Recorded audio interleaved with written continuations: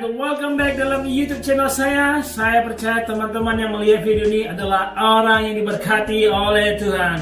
Nah, it's been long time saya tidak share video, posting video dalam YouTube channel saya.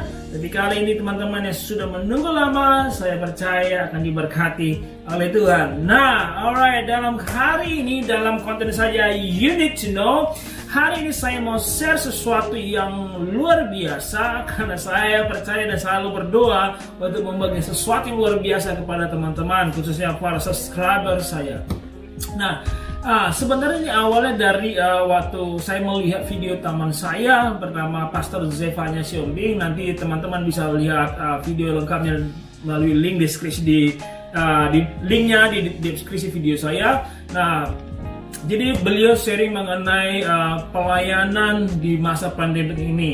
Jadi masa pandemik ini terjadi disrupsi yang sangat luar biasa. Ya, kita tahu banyak perubahan terjadi dalam sistem ibadah, dalam cara kita beribadah. Nah, ya ini akibat dari pandemik ini. Tapi yang menarik adalah kita harus memandang segala situasi itu dari sudut pandang bahwa segala sesuatu memiliki kesempatan. Segala sesuatu, bahkan firman Tuhan mengatakan segala sesuatu mendatangkan kebaikan bagi setiap orang mengasihi Tuhan. So, dalam masa pandemik ini, walaupun banyak terjadi perubahan yang masif, yang besar, tapi kita harus ingat segala sesuatu mendatangkan kebaikan. Jadi teman saya Pastor Zeb cerita bagaimana dia sebagai gembala di tengah-tengah masa pandemik ini, dia harus mengubah sistem pelayanannya dari yang biasa offline menjadi online. Dan dia juga share mengenai artinya pengalaman dia waktu melakukan ibadah secara online.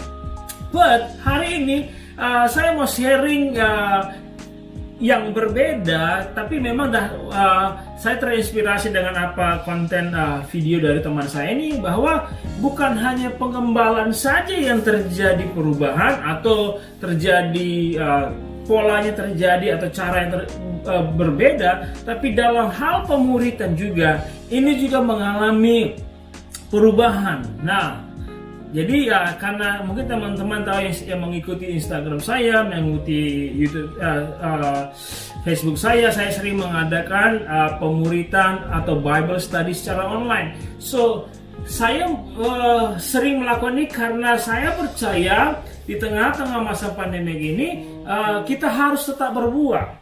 Nah, kita juga harus tahu bahwa amanat agung untuk memuridkan orang lain itu adalah tugas yang sangat mutlak sebagai orang Kristen harus lakukan. Nah, baru-baru ini saya juga baru menyelesaikan satu program discipleship yang kami belajar bagaimana menjadi murid Kristus dan harga yang harus kami bayar, dan pelajaran sangat luar biasa.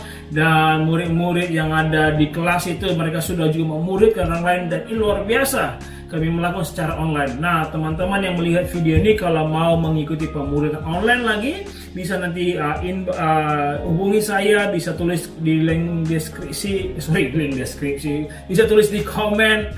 Siapa yang mau bisa juga menghubungi saya langsung. Tapi yang saya mau sampaikan adalah bahwa di tengah-tengah pandemi ini kita harus tetap memuridkan. Kita harus terus melaksanakan amanat agung apapun caranya. Kita harus berpikir kreatif. Kita harus mengupayakan segala cara yang kita bisa lakukan. Nah, kalau kita belajar dari Paulus, apalagi waktu dia menulis surat kepada jemaat Filipi, nanti teman-teman bisa baca di kitab Filipi, khususnya pasal 1, Paulus mengatakan justru di pemenjaraannya, dalam kondisi dia di penjara, pemberitaan Injil semakin luas. Artinya pemenjaraan itu tidak menghalangi pekerjaan amanat agung. Pemenjaraannya tidak menghalangi pemberitaan Injil. Nah, bagaimana Paulus bisa tetap produktif, tetap memuridkan, tetap mengajar di tengah-tengah pemenjaraannya? Itu karena dia tahu bahwa situasi tidak bisa menentukan pekabaran Injil. Pemuritan itu tidak bisa menentukan, bahkan tidak bisa menghentikan. Nah, ini juga menjadi inspirasi saya bahwa apa yang harus kita lakukan, dan saya mulai timbul ide untuk menggunakan Zoom sebagai media pemuritan. Dan saya sekarang menjalankan sekarang ada 3 program pemuritan, 1 Zoom online, 1 baru selesai pemuritan dalam bahasa Inggris, dan ini juga baru 2 hari lalu baru kita mulai pemuritan juga dalam bahasa Indonesia, dan pesertanya luar biasa, ada beberapa murid STT dan juga ada 1 perwira tentara. Dan pesertanya itu dari 5 provinsi yang berbeda-beda, dari 5 kota yang berbeda. Jadi justru semakin luas. Kalau sebelum masa pandemi, saya hanya mungkin sekitaran kota Medan atau jemaat saya yang gembalakan. Tapi karena masa pandemi, segala sesuatu mendatangkan kebaikan, saya bisa memuridkan lebih luas lagi. Bahkan sekarang saya juga ada program, saya lupa, ada khusus anak remaja dan sekolah minggu. Saya dan rekan saya Pius, kami mengajar remaja di Malaysia. So, saudara harus ingat apa yang Paulus katakan, bahwa pemenjaraannya membuat pemberitaan Injil semakin luas. Dan kita sekarang mungkin seperti di penjara, tapi justru waktu masa pandemi ini pemberitaan Injil semakin masif. Saya percaya teman-teman juga sering melihat di Facebook, di Instagram, di YouTube, banyak hamba Tuhan yang mulai aktif online memberitakan Injil. Ada doa teduh, ada doa pagi dan banyak acara. Tapi walaupun disayangkan, ada sekelompok orang hamba Tuhan dan yang mereka menyebut dirinya para ahli teologi yang tahu kitab, mereka malah berdebat di sana. Saya tidak mau membicarakan, tapi sangat menyayangkan. Jadi bahkan sekarang algoritma YouTube, kalau saudara melihat konten-konten rohani yang ada hamba Tuhan ini berdebat dengan ini, sangat disayangkan. So please, jangan ikuti mereka, jangan like, jangan apa-apain, tinggalkan saja. Karena firman Tuhan itu bukan untuk diperdebatkan. Memang kita harus mempertahankan Injil, tapi firman Tuhan itu yang utama dilakukan dan diajarkan, bukan untuk diperdebatkan. Semua kita memiliki pendapat dan pengalaman masing-masing mengenai Tuhan, mengenai firman Tuhan, tapi bukan jadi itu yang diperdebatkan. Saya kok jadi ngomong ini. Kembali lagi.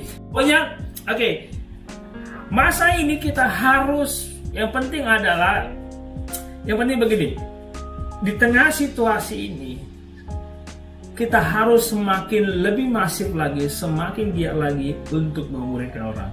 Kita tahu bahwa kedatangan Tuhan sudah semakin dekat. Apapun yang terjadi, apapun kita lihat ini, itu merupakan bagian dari penggenapan firman Tuhan, bagian dari penggenapan nubuatan-nubuatan Tuhan. Dan satu hal juga kita bisa berbahagia dengan situasi ini. Kenapa? Karena ternyata firman Tuhan tidak bohong. Ini sudah di firman Tuhan sudah dituliskan nubuatan-nubuatan tentang hal akan terjadi pada saat ini. Dan karena itu, kalau firman Tuhan tidak pernah salah, maka apa yang firman Tuhan perintahkan bagi kita, pergilah sampai ke ujung bumi, ajarlah mereka apa yang aku ajarkan padamu. Lakukan pemuritan, dan saya percaya Tuhan akan menyertai kita sampai kedatangan kedua kali. Dan kalau saudara mau mengalami penyertaan Tuhan, teruslah menginjil, teruslah memuridkan.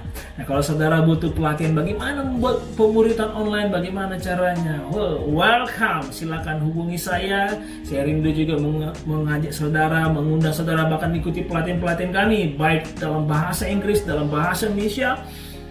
We welcome you. Dan kami sangat mengharapkan juga, mari kita berpegang tangan memuridkan sampai ke ujung dunia. See you, God bless you. Silakan ikut, dan lupa subscribe channel ini, dan pastikan saudara tekan tombol belnya, karena saya percaya dan saya berdoa video-video saya memberkati teman-teman. God bless you, Tuhan Yesus berkati.